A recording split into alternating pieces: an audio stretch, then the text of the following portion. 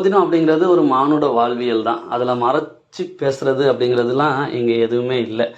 பொதுவாக ஒரு மனிதர்களுடைய உடல் அப்படிங்கிறது இங்கே செவ்வாயை சொல்லக்கூடியது. இந்த உடல் அனுபவிக்கின்ற சுகம் என்பது இங்கே சுக்கிரனை சொல்லக்கூடியது. இதனால் அந்த உடல் சுகத்தில் இங்கே உச்சத்தை தொடும் ஒருவன் 69 அப்படிங்கிற ஒரு பொசிஷனை ஒரு ஆணோ பெண்ணோ விரும்புகிறார். இதில் மாற்று கருத்து எதுவும் இருக்காதுன்னு நினைக்கிறேன். இது போன்று செவ்வாய் மனித உடலை சொல்வதை போன்று இங்கே சனி என்பது அந்த மனிதர்களினுடைய ஆன்மாவினை உயிரை சொல்கிறது.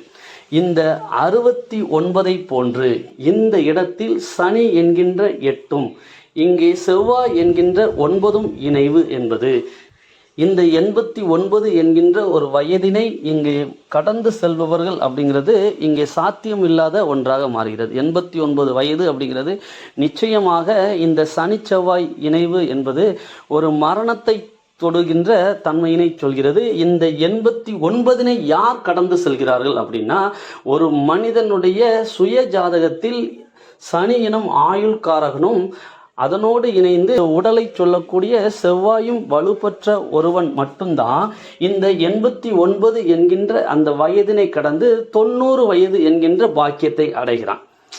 Simple concept. ஒன்று 69 என்பது கலவியலின் ஒரு நிலையை மட்டுமே இங்கே சொல்லுமா அப்படின்னா இல்லை. சுக்கிரனுடைய 6 என்பது இங்கே நோயினை சொல்லக்கூடியது. அதனோடு இணைந்து இங்கே செவ்வாய் என்பது உடலை சொல்லக்கூடியதா.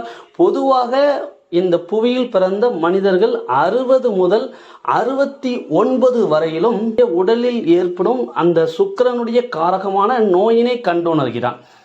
ஜஸ்ட் ஜோதிடங்கிறது இதுதான். இதை தாண்டி கால் ரேகையில் ஜோதிடம் சொல்கிறேன் சொல்லிட்டு இப்போ ஒருத்தர் கிளம்பியிருக்கிறார். எப்படின்னா, இவர்கள் தையல் மிஷின் ஒரு வதந்தியை கிளப்புனார்ல, அது போன்ற வதந்திகள் பிராடுகள் நிறைய அலைகிறது.